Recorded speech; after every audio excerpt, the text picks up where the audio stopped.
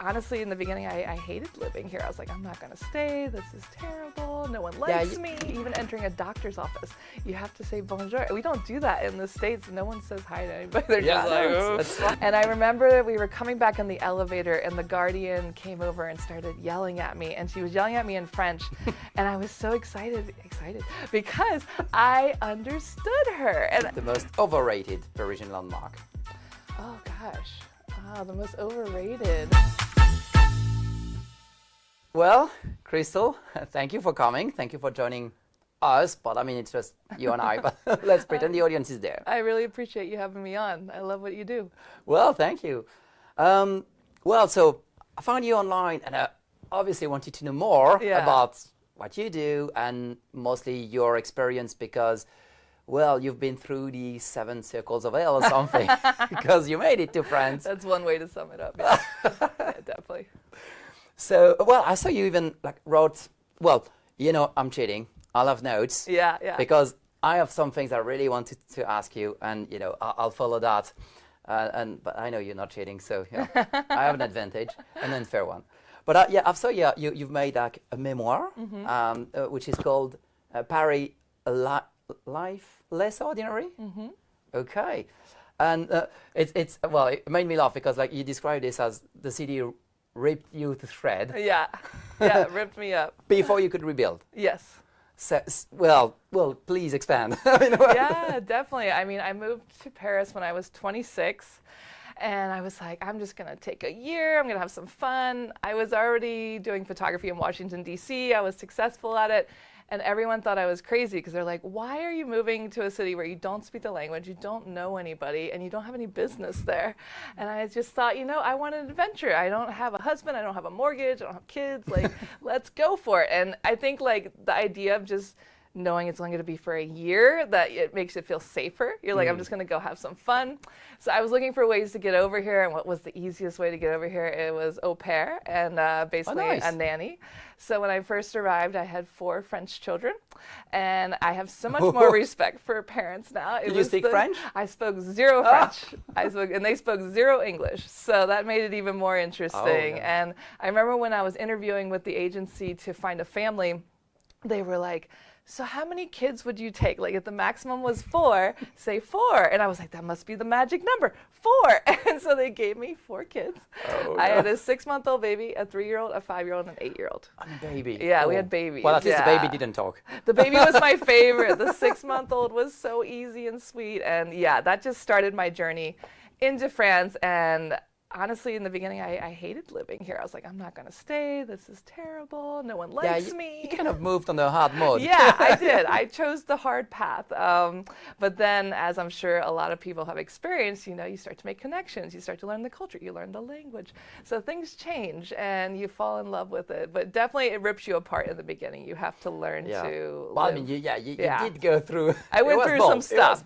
Some stuff. Well, that's great. Well, actually, you're adventurous. Yeah. So, well, speaking of adventures, I was so glad that you told me that my cliche was right. Like, you've traded the Maryland's crabs for the Parisian croissant. Exactly. So how was it? What do you like? Or what do you miss? What do you like here?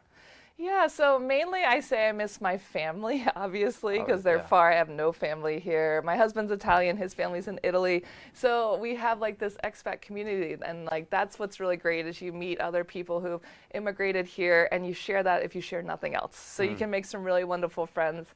So I definitely miss my family. I will say I miss Taco Bell. You can't take it out of me. I do enjoy it. It's hard to find good Tex-Mex in Paris, like very difficult. Did you move with your dog or did you have it already? We got the dog during the pandemic because, you know, everyone had a baby or got a dog. So I got a dog. Well, that's probably cheap. Oh, although it depends, you know, sometimes. Yeah, no, Coco's our baby. And then the things that I like in France or like what I'm missing. Coco is is a he, she? It's a boy. It's a he, okay. Yeah, it's a boy. Not Coco Chanel. He's like hot cocoa. He's brown. Yeah. Well, so I think you live near Montmartre or something? Yeah, we live on the Butte. We're right up top, yeah. That's so romantic. Yeah, That's great. We can see all of Paris from our living room. That's one of the best places. Yeah, All it's right. beautiful up there. So Coco is not the unofficial mayor of Montmartre. He is. Everyone knows him, and a lot of people are still angry at him for not saying hi to them after all these years. He's like, I don't have time You for tell you. them he's American. I say he's Parisian. I say that's why he's not friendly, because he's Parisian. No, but I would say having a dog in the city is a great way to make friends and talk to really? strangers. So having a pup did change your relation to the neighborhood. Oh, though. definitely. Yeah. We've made so many friends with Coco, and people who also have dogs, shopkeepers, neighbors. You just end up talking to people, because otherwise you don't really have a reason to talk to a stranger in the street. And it's a very casual way. So yeah, it's really brought a lot of good into our lives, and it forces less us. loud than a baby. Yeah, exactly. Easier. We can leave it at home. We can go to work. And he's very small. He travels everywhere with us. Oh, nice. Oh, that's amazing. So well, actually, you've mentioned that the streets of Montmartre are apparently surprisingly chatty. Yeah. What has your experience been? Because usually that's not how people see Parisians. Usually they think like, they stiff upper lip or whatever. Yeah. Well, I think it's different because I live in Montmartre, and Montmartre is kind of famous for the artists, for the crazies. So it's also very international up there. There's a lot of French people living there, but a lot of expats as well. So it's like this weird mix, and I find people to be friendly, and also because it's a very walkable part of the city and quieter, it's very local, so you start to really get to know people. I mean, other parts of the city, you're walking around and there's like a business or a restaurant, and everyone's rushing around and it's busy. But Montmartre is more quiet. I mean, I know in front there's a lot of tourists hanging out, but if you go to the back of things, tourists don't go to the back of things. So it can be quiet once you leave the front of the Sacré-Cœur. Yeah. Well, yeah, always is. I mean, we were talking about this, ideally, obviously, well, there's touristic places, but the more you steer clear of these touristic spots, you can get the real deal in exactly, a way. Yeah. And the people are nice. And I think especially since the pandemic, people have gotten nicer. I think they've realized tourism is important for the city. We need it. So, and a lot of my clients even say I was worried. I thought Parisians would be rude or mean or whatever, but that's not my experience. So it's changing. I think there's probably a misunderstanding. I think it's, I suppose that's what we could call the cultural difference, or some of the cultural differences. Because the Parisian, but I think the French in general, yes, we do have a different approach. We would say bonjour all the time, and I have fun anecdotes about that. But but vice versa. Sometimes there are things you're not supposed to engage. We may come across as a bit colder up front, especially compared to Americans. It's a bit of a different first interaction. Exactly. We always want to make other people feel comfortable all the time. We want to be super smiley and complimentary. And actually, I have reverse culture shock going back to the States. If a stranger smiles at me in the street, I'm like, "What's wrong with you? What are you? Are you getting what's French? wrong with You're you?" turning. You're turning. Exactly. So now, and also the same with restaurants. Back home, when the waiter is too involved and chatty and how's your day? I'm I know you don't care. I'm gonna give you 20%. Just go away.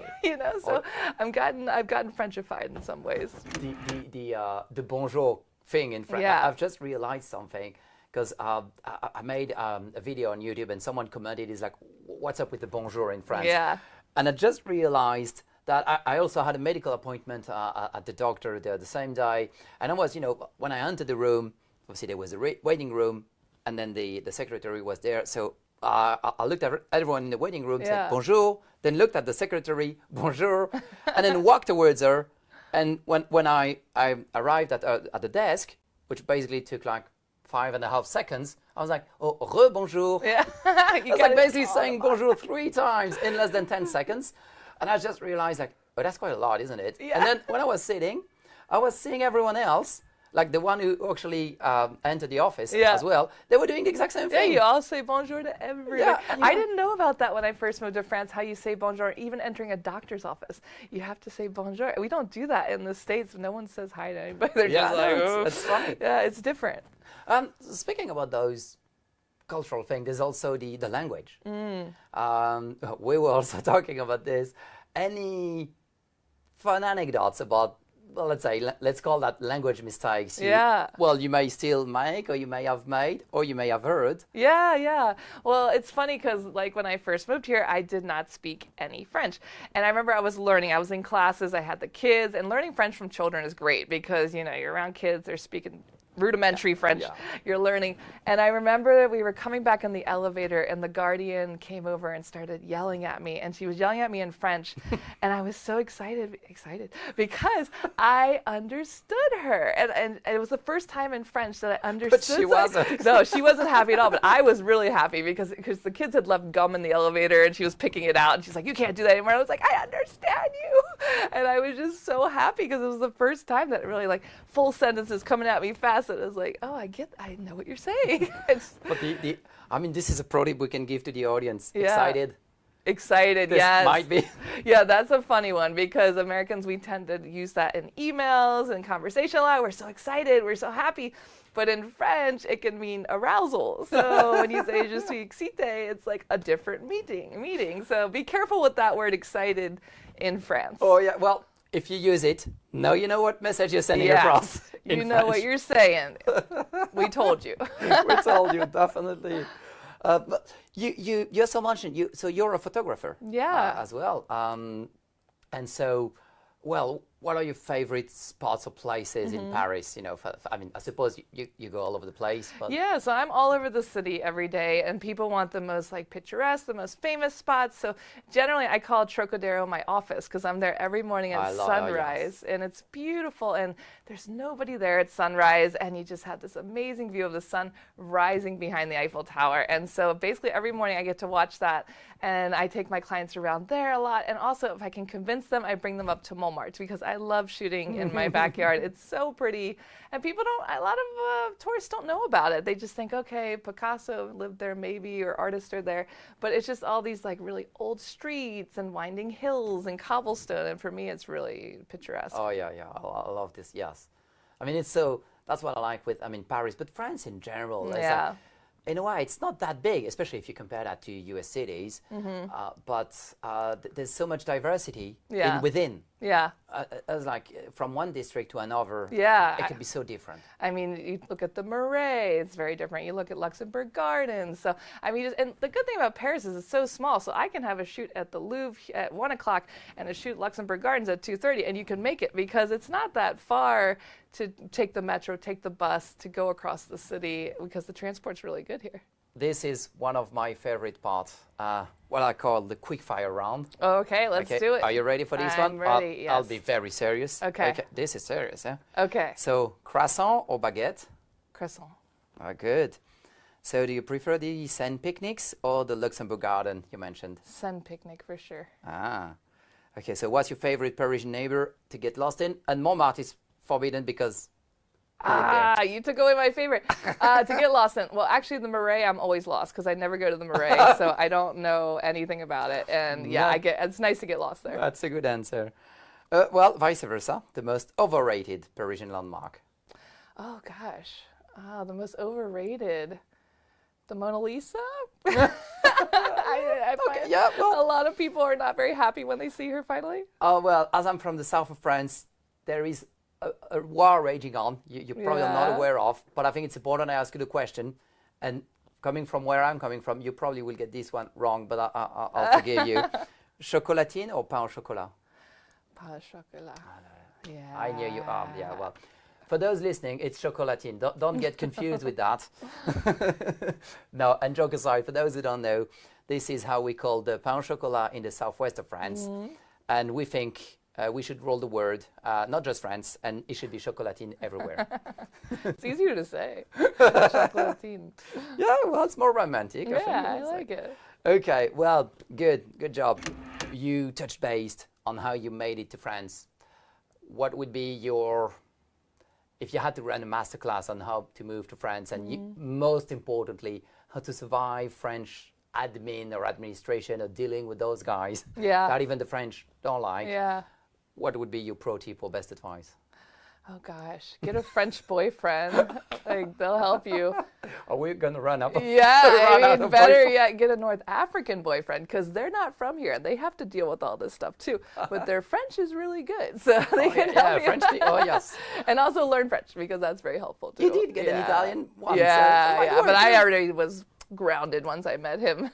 Well, I mean, joke aside, Yeah. it's actually it's typical French. Yeah. Being the spouse of a French citizen is actually harder Yeah. than being a spouse of an EU citizen. Yeah, why? Well, it depends. If you've been married for a while, Yeah. it might be easier because you can have nationality through citizenship. Yeah. But if you've been married for less than 5 years, you have to go through a French test and a visa. Yeah. Whereas yeah. the spouse of an EU citizen doesn't. That's So so funny. this is one of the French paradox. Yeah, I think that- it's important. We love those. Yeah, that is strange. I like Yeah, to no, know I mean, that. it's like the name of the long-term visa. When you're not working, they call it the visitor visa. Yeah. And a lot of people are confused because in English, visitor is more like you're a tourist or something. And I like to say, yes, but if I was plainly obvious that, visitor meant potentially long-term, Yeah. that wouldn't be funny. Yeah. That wouldn't be French. Yeah, That would be exactly. too obvious. So no, we cannot do that. It Yeah, has to yeah. be confusing. It Otherwise, has it's to be not French. confusing. That's why we're here, right? I've seen you also. You have a website, you have a blog, you have tons of stuff, but you also have an Instagram account. Yeah. What's the most? What's the least Instagrammable part of your daily life in Paris? So things you cannot talk about, but that might be interesting to To the audience. Let's see. The tricky one. least Instagrammable situation.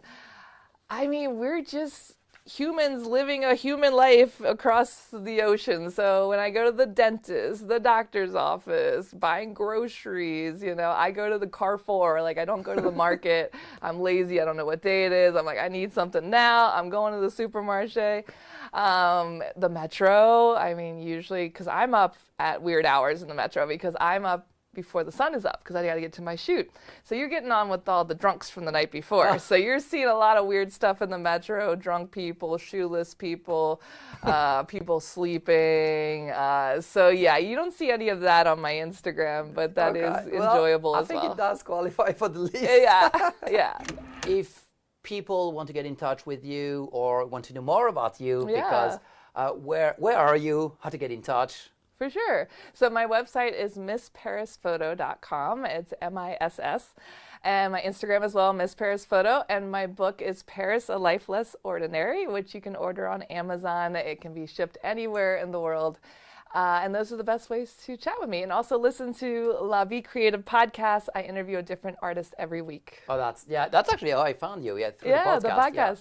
Yeah, Yeah, that's no, nice. it's fun. I love it because during the pandemic, I didn't have anything to do. I lost my job and photography was finished. People were wearing masks. So I was like, I need a project so I don't lose my mind. And I started the podcast. So it's all creatives with French connections, just sharing their story to inspire other people to try something creative. Oh yeah, well, that's amazing. That's really you're the embodiment for me of what the French dream. Yeah, should be. exactly. Yeah. Well, I call it the French dream. I mean, coming here, things just fell into place for me and my career. And for me, the dream is here. So yeah, I definitely agree. Wow, that's so great. Well, Krystal, thank you for being there. Hopefully we'll see you soon. Thank you. Bye.